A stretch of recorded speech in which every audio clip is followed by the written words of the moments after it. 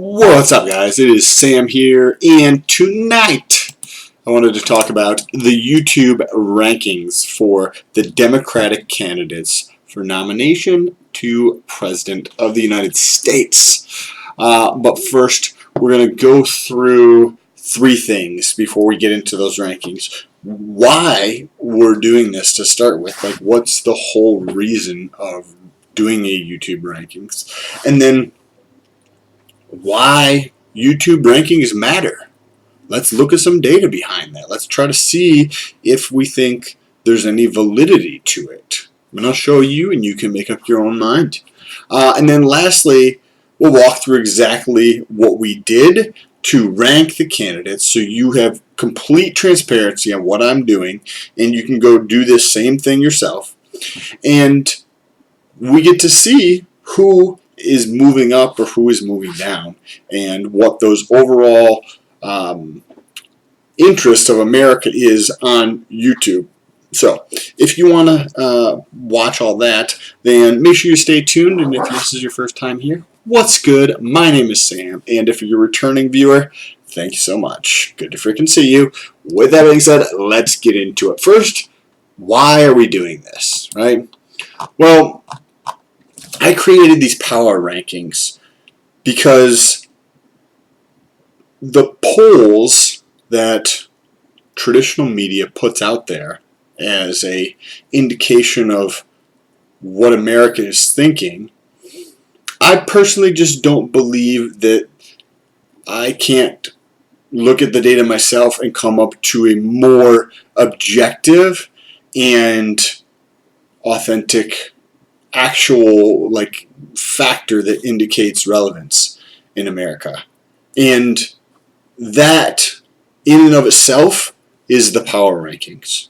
So I think the power rankings are able to gather so much data around them that actually makes them super important and way more relevant than polling data. And I think that there's a giant paradigm shift happening where the things that we've done for the past century, maybe there's a better way of doing things going forward. So that's what these power rankings are. And as we went through yesterday, by the way, if you want to check out that video, go back to the channel. But yesterday we went through the Google search volume, and we looked at stack ranking the candidates based on the names when somebody searches on Google and who has the most in that.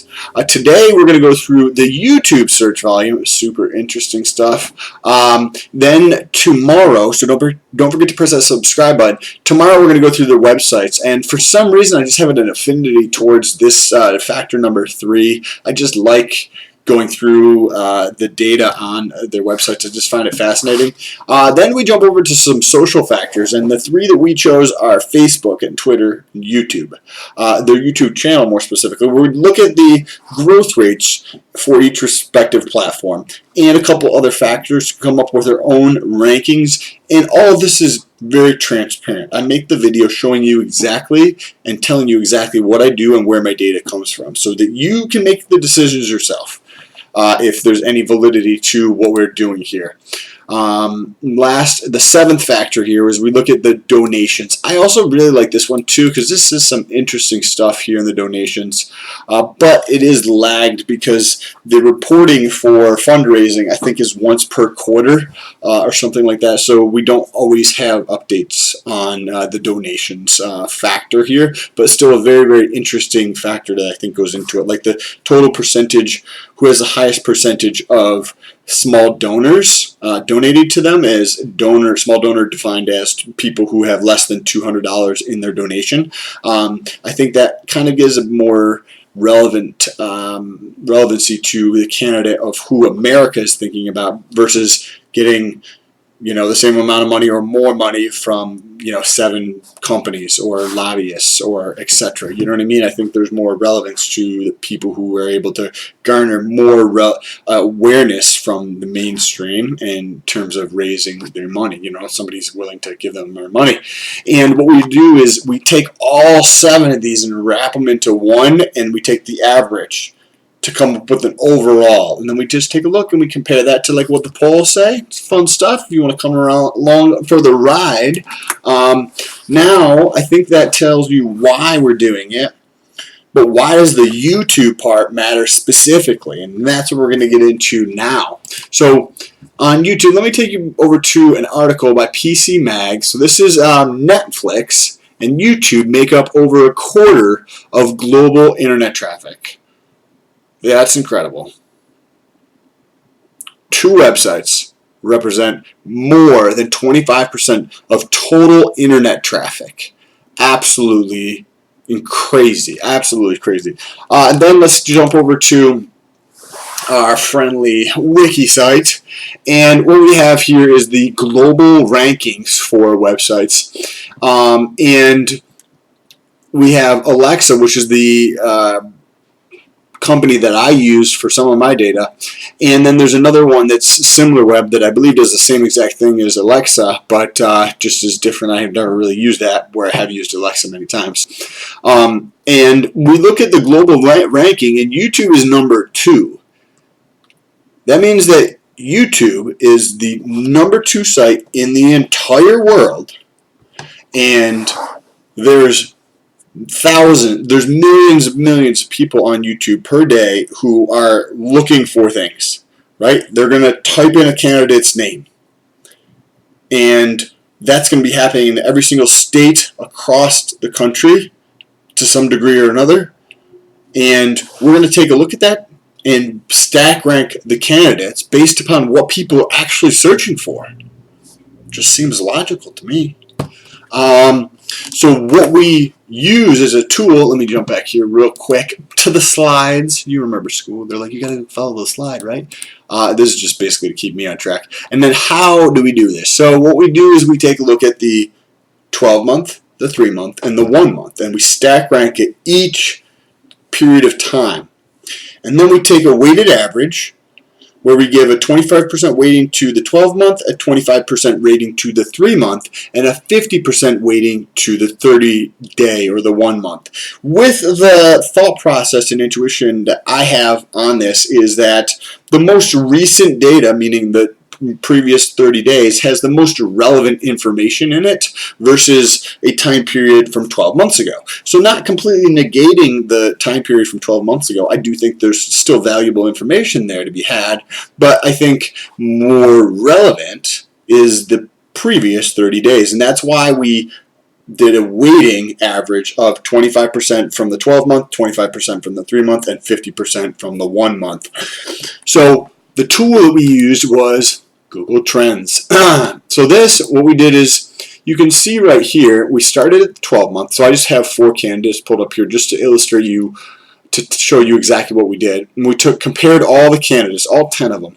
And in this scenario right here at the 12-month, Cory Booker would have the most amount of search volume out of all these candidates that we have here. And then we come over here and we look at 8 here and 7. So Julian would be next, followed up by Amy. And then we did this for all 10. Then we came down to the 90-day. And we did exactly the same thing. We were like, boom, boom. And if there was a tie, say if Cory Booker and Julian both had 10 here, what I would do is I'd swing down, I'd swing down to the geographic breakdown here and see who won more states overall in terms of search volume.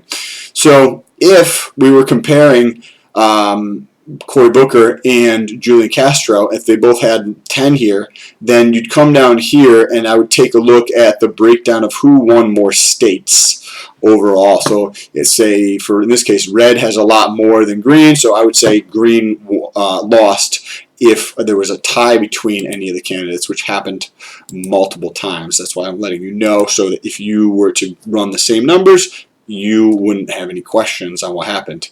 And this is what it takes to look at the 30 days. Now, let's jump over to the actual ranking. So what we've got here is the previous ranking that we did about a week and a half ago. And then we have the ranking from today. And I apologize, I do not have the date. I did not look it up or think to look it up beforehand, but you can go back into the channel and take a look at that one as well. And what we're going to take a look at is see who is winning and losing between these two time periods according to the YouTube ranking. But just to round out the top 5 quickly here, we have Andrew Yang still at #1 according to our YouTube ranking, what we just talked about. In the 12-month, he ranked in second, 90-day first, and first in the 30-day. Very close was that Bernie Sanders at first in the 12-month and then second in the 90 and 30. So Bernie Sanders comes in second, Biden comes in third. His is pretty consistent. He did drop in the 90-day. Fourth is tie between Kamala and Pete. And then this would actually be sixth. Yeah, is Elizabeth Warren. So what I did to break, I didn't do this to break a tie here, was because neither one of them won a state. So that's why I didn't break this by going down here. In the one that I looked at, there was no break in terms of search traffic, like who had more states, so I couldn't compare them. So that's why they were both 4 here. But that rounds out the top 6. Now, if we come down to this chart here, we get to see what candidates actually gain spots versus what candidates actually lose spots, and that's represented by the 0 right here in the middle of the chart, right basically where the red arrow, the small red arrow is pointing. And then we see that Pete gained 1 spot and Julian gained 1 spot. Well, Amy lost 1 spot. Everybody else basically say the same. And why you don't see 2 gains and 2 losses, you might wonder. Well, this is why, because you have a tie here. So before somebody tries to say it's done wrong, you have a tie here, which is going to cause it to be off, okay? Now, so basically Kamala seems like she's probably, maintaining or losing ground potentially, because she's not doing quite as well, even though she did still tie with Pete. So that about wraps up this video. If you want to watch this super interesting video we have ranking their websites, so we basically rank their websites on the United States popularity, so how popular their site is in the US, and then we use 2 other factors. Those other factors are the amount of time somebody spends on their site per visit on average, and we stack rank them according to their time on every single website to see who has the most amount of time, with our intuition saying that, like, the more time somebody spends on some site, the better. And then the last factor, we take a look at the page views for a site. Same thing, same thinking and logic is that the more pages somebody views on a website, probably the better that is for the website, right? They're getting more information out, or it's a more stimulating website, or whatever they're talking about is just more interesting. So that is what we are going to go through tomorrow morning. So make sure you press that subscribe button and that bell notification. Now, if you're still here and you want to get this message out, first of all, I appreciate it, but second of all, if you share this video with somebody, it gets this message out.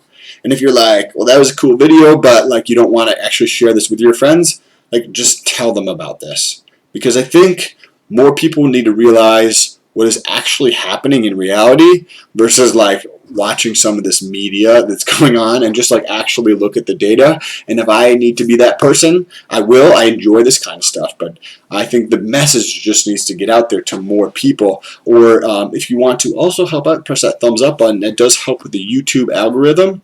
And I do appreciate all the thoughtful comments that are left down below. I should start adding those maybe at the end of the video. We can do like a little Q&A where I answer some of the questions live at the end of a video. If you have any thoughts on that, let me know down below in the comments, or jump over to Instagram and say, what's good? The link is in the description. Peace out.